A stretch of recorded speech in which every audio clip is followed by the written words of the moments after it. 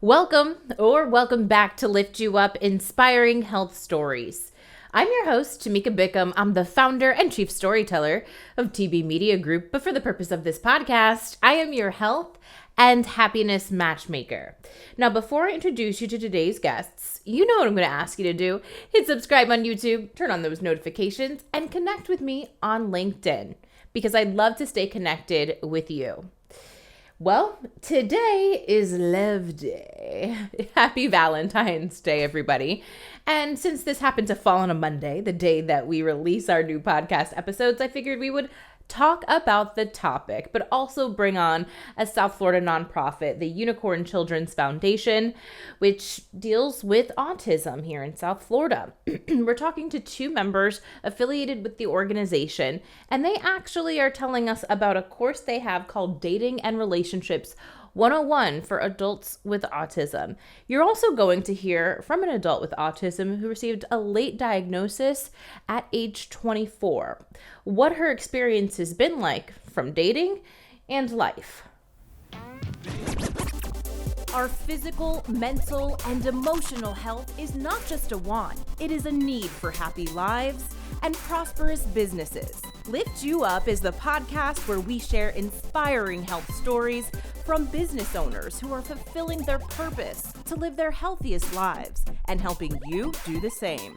From former TV reporter to marketing entrepreneur and content creator, I care about sharing stories that matter and stories that connect us. I'm your host, Tamika Bickham, your health and wellness matchmaker. Well, today I'm so excited to meet for the first time Ali and Katie. Hi, ladies. Welcome to the show. Hey there. Hi. And today we're here to talk about Unicorn Children's Foundation. So without further ado, I'll actually first start by having each of you introduce yourselves. Tell us a little bit more about who you are and what you do. Ali, I'll start with you. All right, I'm Ali Nyman. I'm a licensed clinical social worker based here in South Florida. And I work for my own company, which is called Remarkable. And we do all different types of disability services and virtual programming for young adults with all types of special needs. And we have a beautiful partnership with the Unicorn Children's Foundation, where we are lucky enough to be able to, my partner and I, when I say we, are lucky enough to be able to teach some really amazing classes and skills-based, enrichment-based, all types of fun stuff. And that's really our passion. And that's why we started Remarkable, so that we could have these types of partnerships with Unicorn Children's Foundation and other agencies where we can really serve the community and really create a bigger community and a real sense of community within people who have special needs and disabilities and all different types of things. And I have a background in social work. I have a background in therapy. I have my own private practice. So I have a lot of different hats that I wear. And then we have started our class called Dating and Relationships 101, which is probably my biggest passion and something that's been a huge dream of mine since I started in this field, which is to bring connections and help people who struggle with love, romance, and dating, really find their way. I love that. We're going to definitely dive more into that. Katie, tell us a little bit more about you. Hi, my name is Katie Santoro. I'm 26 years old, and I currently work at Cardinal Health, and I'm an autism advocate, and I'm very happy to finally have found employment, because often adults with autism struggle to find employment, and they struggle with, like our topic today, dating and relationships. And I'm also serving as the junior board president at the Unicorn Children's Foundation. Wonderful. Yeah, and I'm glad you bring up that point about employment, because through my experience working in the autism space, I think, and update me if this statistic is wrong, but 80 to 90% of adults with autism are either unemployed or underemployed. Which, through some other programs that I've seen in South Florida, are certainly trying to help improve that situation. So super glad to have both of you here, because I feel like over the last, maybe 10, 15 years, so much more research and information has come out about autism, whereas, I've spoken to parents who 20 years ago just didn't have the information and resources, and feeling lost. And now it's like we can just have so much more open conversations around autism, that's just beneficial for everyone. So Ali, I want to go back to a point or ask you a little bit more about you, because you mentioned your background in social work therapy. Why did you, or how did you end up specifically choosing this path with working with those with autism? Absolutely. So I went to undergrad at University of Florida. And while I was there, I was a psychology major. I knew I wanted to be a helper. I knew I wanted to be in that field, but I really didn't have my own specialty. And I took a course in behavior analysis. So that was where I had my first experience with kind of learning a little bit more about developmental disabilities, since it's, a lot of studies are in ABA are about special needs and disabilities and autism specifically. So I was actually paired up with a grad student at the time. I was able to work on some of her studies and to help her, in the lab. And through her, I really got a lot of experience with, younger people who had autism, and I loved it. And she said, I want you to keep working for me. And I said, well, I have to have I need a job. I can't just, work for free in the grad lab.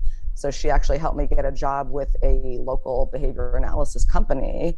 And I was able to work in Gainesville in that community. And that's really where I started connecting with people who have special needs. And it was just a fit. It was just right. I just knew that was who I was meant to work with. But I didn't really want to do it as much from the behavioral perspective. I like more of the mental health therapy and, the really like the emotional connection piece. And it's interesting, like you said, in terms of, dating, so much has changed. But at the same time, so many parents don't know that, or, it's still a little taboo or a little confusing, like, is my kid going to date? Is my adult child who, has autism or has, special needs going to be able to, have a relationship? And a lot of people think, oh, maybe they aren't interested, or maybe they, don't have that, same desire. And, it's just so interesting that really a lot of people still just don't realize that this is something it's happening. People are out there, people are connecting more than ever, especially with, the internet and social media. And, we realize everybody wants, something, and there's plenty of people who have special needs that want to date and have, love lives and marriages and, families and all types of things. I had a conversation on this podcast with Shelly Bear. I'm not sure if you're familiar with her. She was behind the Bold Beauty Project, which was having models with disabilities pose for, an art exhibit. And I know Shelly. I worked with Shelly. Oh, I love for awesome at the Mailman Center. Yes, for yes. A disability advocate training program called the SALT program at the Mailman Center. I love her because she really opened my eyes a lot to that and just broke down something that, like, if it's not you, you're not thinking about, but like, and I'll link to that episode below too if anyone's listening to this, but she actually does, I don't know if it's courses or something, or talks around those with disabilities and sexuality, because she's like, we are sexual beings too. Like, there's nothing different. Like, you're still a human being like everyone else who wants and desires the same things. And oftentimes people don't think about that. Katie, I wanted to kind of go back to you and your story a little bit more. I know you mentioned you're 26 now. Yeah. And you received a late diagnosis of autism at 24. Tell me about going through that process. What prompted you to even kind of search for that answer?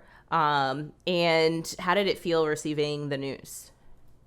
So I think as far as receiving the news of the diagnosis, there's a little bit of you that goes through the kind of stages of grief.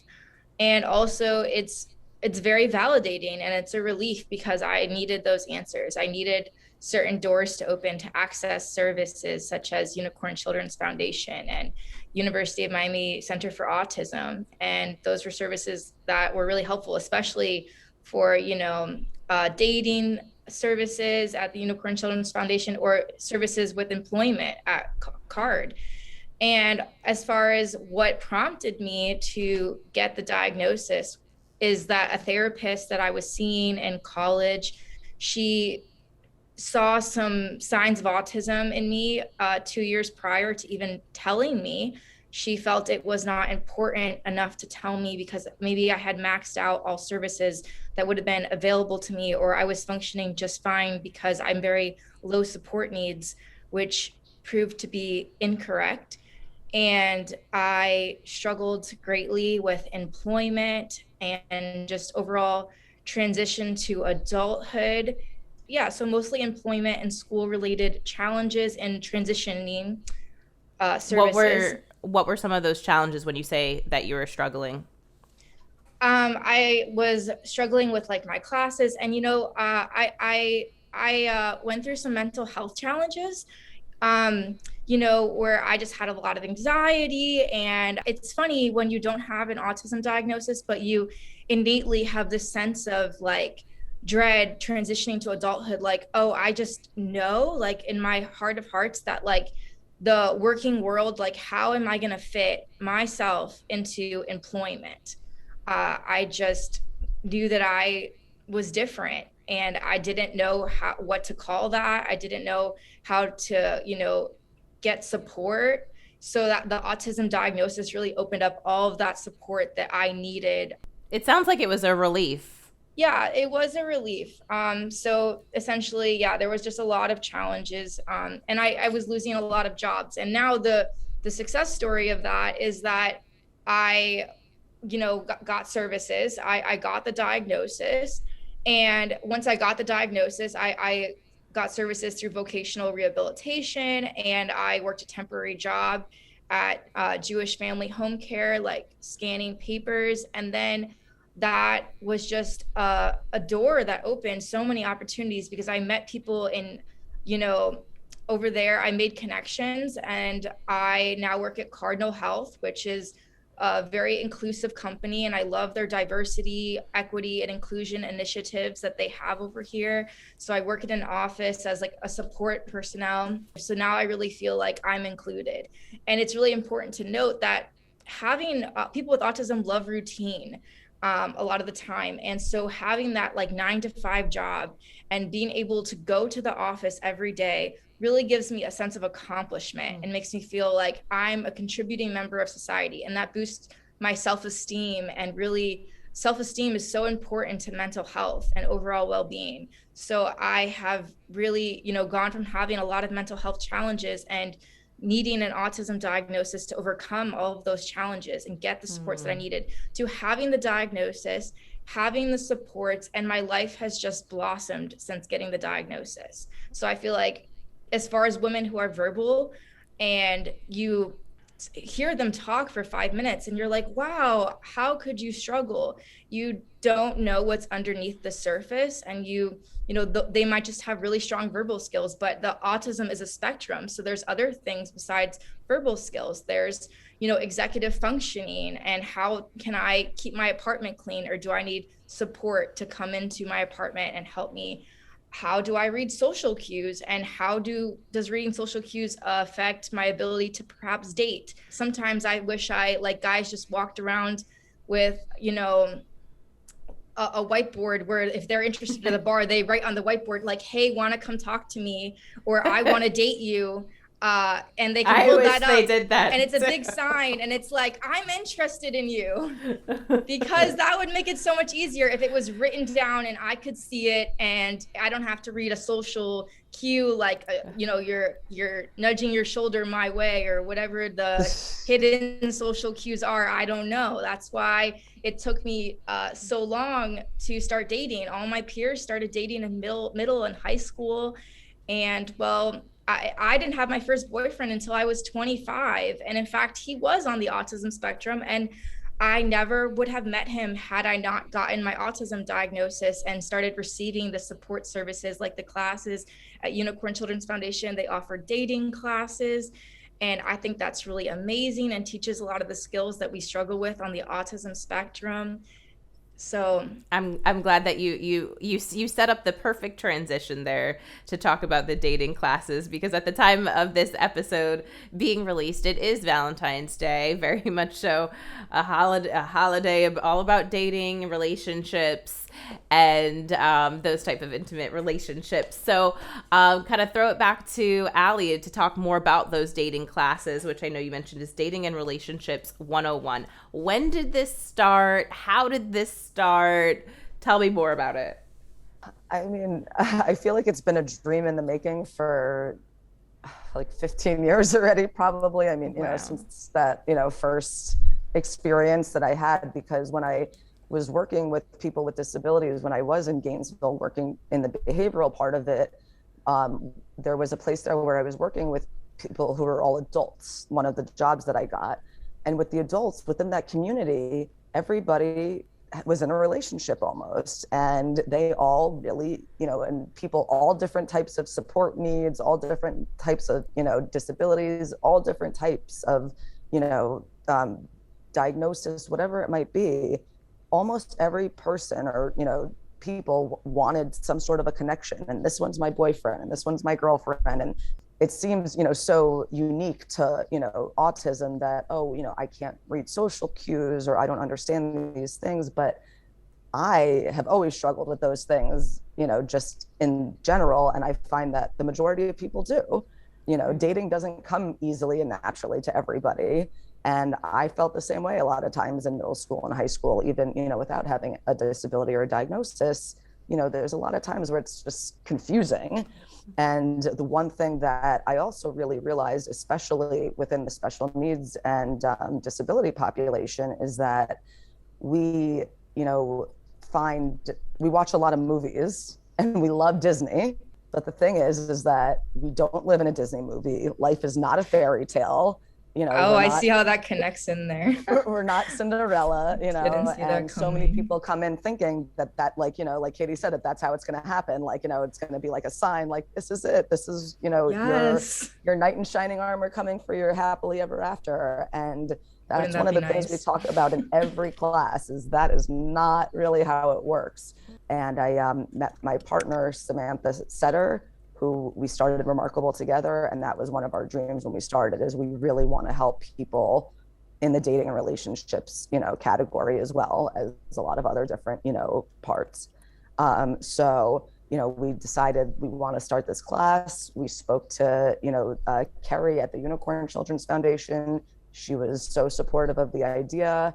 They let us, really start it there. And we have done about 5 sessions now. They're 6-week sessions, and we go through everything from, just this, the basic steps of, how do I know if someone's interested, the social cues, the different levels of dating, kind of just what's the difference between, I have a crush versus I want to go on a date with this person, and this is a relationship. So kind of differentiating between casual dating, people want to talk about, what about my disability?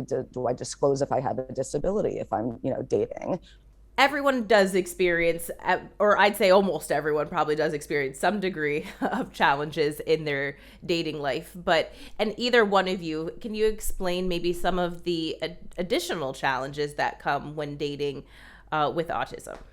I know that Ali was talking about, questions in the class that they deal with, do I date other people with disabilities? Like, if I have autism, should I only date within the autism community, or should I broaden my horizons and be open to, dating people with autism and dating people who are neurotypical?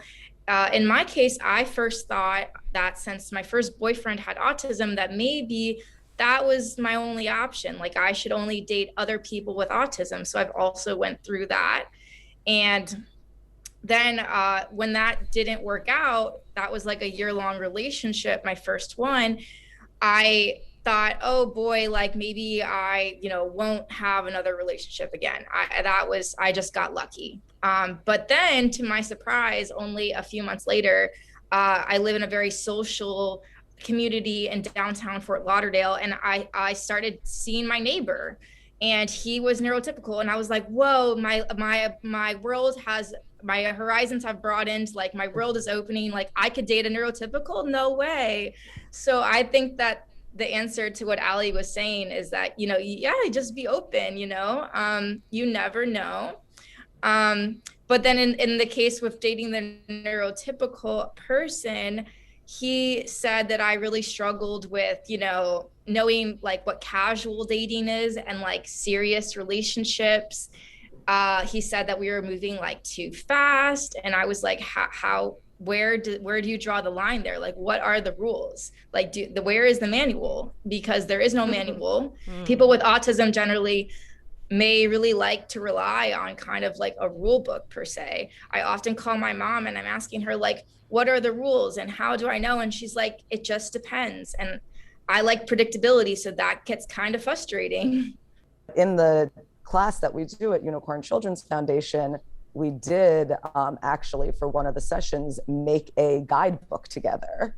So we actually made our own rule book where we did definitions so that we knew all the different terms and terminology, because there's just so many different words that we use when it comes to dating and flirting and crushes and relationships and I like you and all that kind of stuff.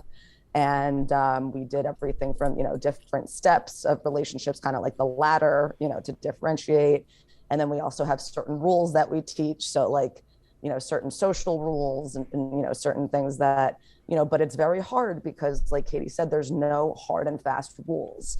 Right. I mean, I think ultimately, and I have definitely been there myself, right? As far as like, there's no rule for any of it, but I guess it really just comes down to, no matter who you are, communication. Because Katie, I could agree with you as well. Like, I have such a close relationship with my mom. She could meet a guy I'm going on a first date with. I don't care. It's not a big deal to me. It might be a big deal to that person that I'm going out with. So it's just kind of saying, hey, this is what I'm comfortable with. Are you comfortable with this? I think communication has probably got to be a big part of any relationship. And that's why we really try to talk about that communication piece is, what should you be talking about, before, when you're first getting to know them? What should you be talking about on a first date? How much should you get into in the first few conversations? Yeah. How can you judge if you like the person or if the conversation's going well? So there's a lot about that, and just communication in terms of, just making sure that you're paying attention and that you're really listening, that you're not staring at your phone. I mean, once again, things that are universal, for all of us. But, just those reminders of really listening and asking questions about the other person instead of just, applying it to your life, because maybe I'm free and I'm waiting for this person to call me, but they might be busy. They might be at work, or they might, be the type that, if they say we're meeting on Saturday, we're meeting on Saturday. We don't need to confirm that. And it's hard to know, it's, for me, I had the same things. Do I confirm? Am I waiting? What do I do? But with time, you start to kind of figure those things out. And I think one of the things that really helps outside of just teaching about the communication is that there's a level of support in the group.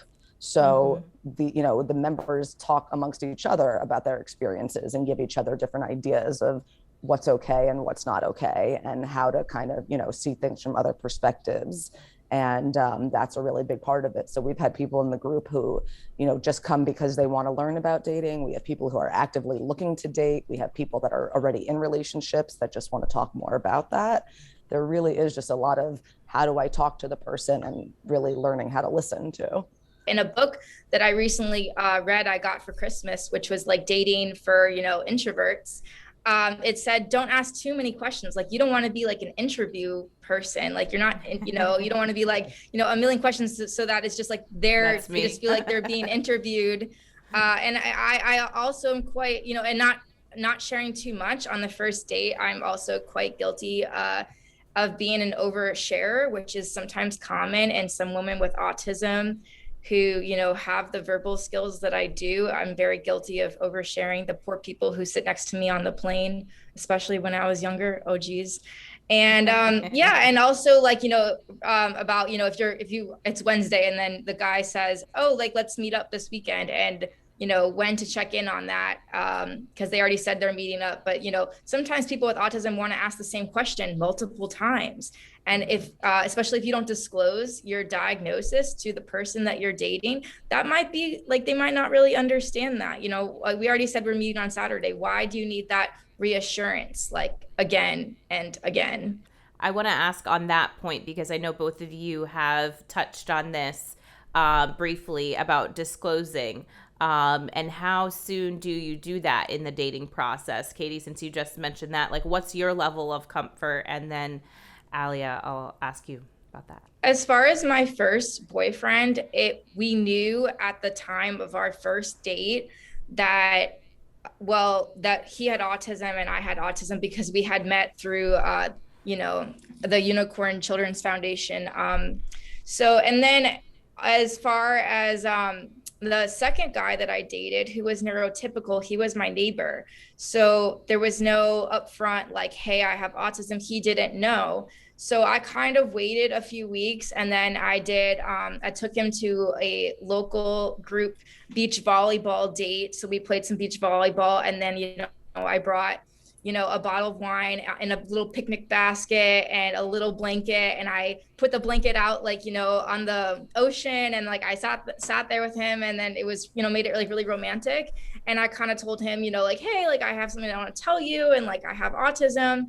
And he didn't really know much about autism. I said, does that change anything? And he said, oh, not really. I mean, it changes some things, but not really. And I don't really think that he understood. I often wonder if that relationship would have lasted longer had I maybe disclosed later or not disclosed at all. I don't think really not disclosing at all is truly an option, because if you're going to end up living with someone, trust me, they are going to find out that you have a disability. I know that, just through my experience in college and having roommates and being an undiagnosed autistic woman, that my roommates in my sorority house knew that there was something quirky about me. They actually said, do you have a disability? And I was like, I think I do, but I really don't know what it is.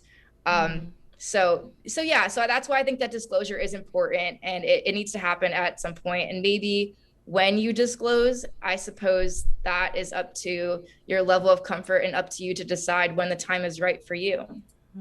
And Ali, how do you address maybe that question when it comes up in your class? Right. So absolutely, I agree with what Katie just said in terms of it comes down to comfort. You have to do things, just like anything with dating in general, you have to do it on your time, when you're ready, when you're comfortable. So we don't want to create a rule, once again, around if you're dating someone, you have to tell them every, diagnosis and every condition you have, and like we say, we don't want to tell too much, in a first date.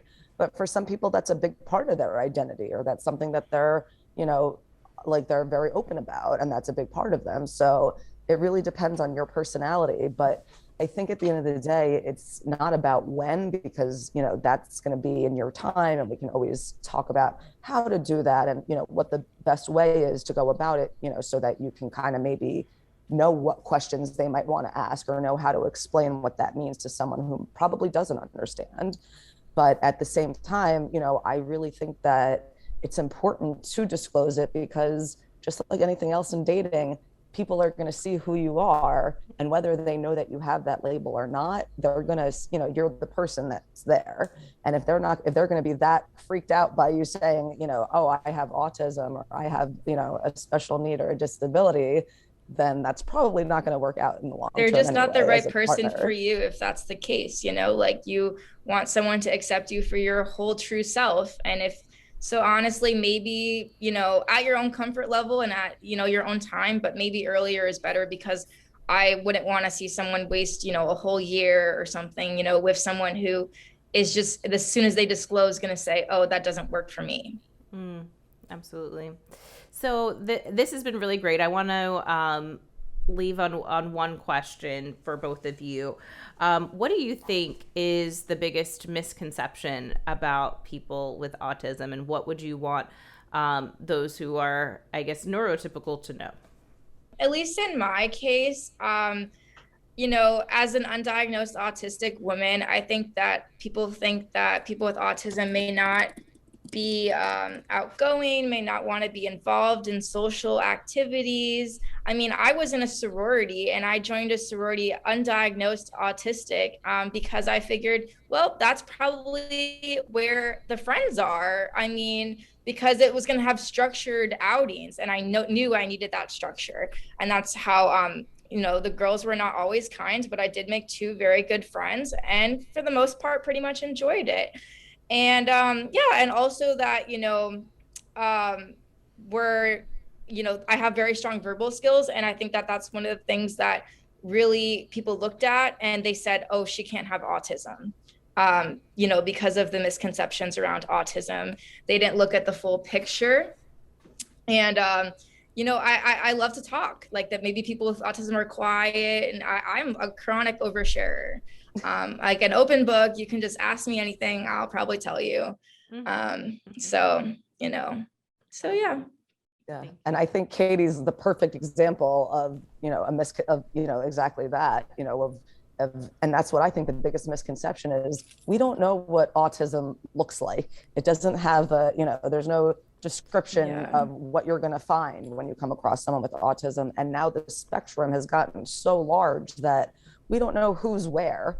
So really, just like Katie was saying, you could be talking to someone who might not even be diagnosed or might go their entire life without being diagnosed, even though maybe they did really, fit on the spectrum somewhere. And at the end of the day, we're all people. Everybody's got something that they're looking for or something that they want. And it's just about realizing that even people who have disabilities and autism are still people, still just like us, want to have relationships, want to form connections. I think there's a big misconception in the autism community that people maybe aren't interested in dating or interested in relationships or don't have empathy or don't know how to, engage in that. But that's not true.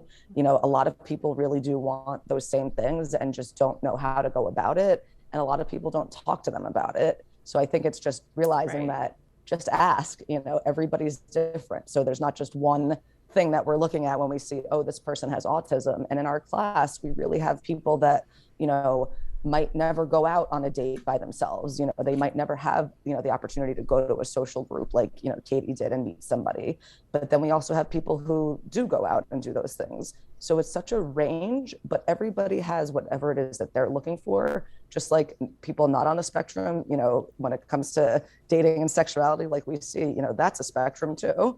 So it's just realizing, everybody's a unique human, and, the diagnosis at the end of the day is a label to help understand certain things, but it doesn't mean that you can't date or that you don't want to. I like what you said about that, we don't know what autism looks like. I've gotten so many times that, oh, you're so beautiful and you were in a sorority and that's your beauty, and those facts that's not what autism looks like. And just, your looks, like, and, perceptions of beauty does not correlate with if you have autism or not. Those two things do not go together, but I find it fascinating how many times I've been told that. And like I am very much interested in dating. I did start dating later, but like you said, people with autism, they do want to have those relationships. It's just that we might need a little bit more supports, like the classes that are available at Unicorn Children's Foundation. We just need more support and to take it at our own pace, because I think people with autism often compare to our neurotypical peers, especially in the age of social media. And we're like, oh, everyone in their 20s, I'm 26 and oh my God, it's babies and marriages on Facebook and Instagram. And when is that going to be for me? But hey, if it's in your 30s, 40s, 50s, who cares? Age doesn't have to be a defining factor on if or when you will find love. And I think that's the most important thing to remember, and don't compare yourself. Dropping so much knowledge. I love it. Thank you, Katie, and Ali as well. Lastly, Ali, I'll start with you. Would love to know how people can learn more about Unicorn Children's Foundation, also your dating and relationships 101, connect with you, social media, all the things. Yes, so Unicorn Children's Foundation is, of course, on Facebook. We have our website where you can go to see all the different classes that they have, specifically dating and relationships, as well as the 101. And now we have the second level. And if you want to get in touch with me specifically, I, am part of the Remarkable Club. That's that's my company that we do the class through. And we are available at hello@remarkableclub.com, or just remarkableclub.com is our website. And we would love for people to check us out or to reach out and to ask about joining the class or any of our other classes. And we do everything, from individualized one-on-one, to the groups and the classes. So please find us on Facebook and send us a message. We'd love to hear from you.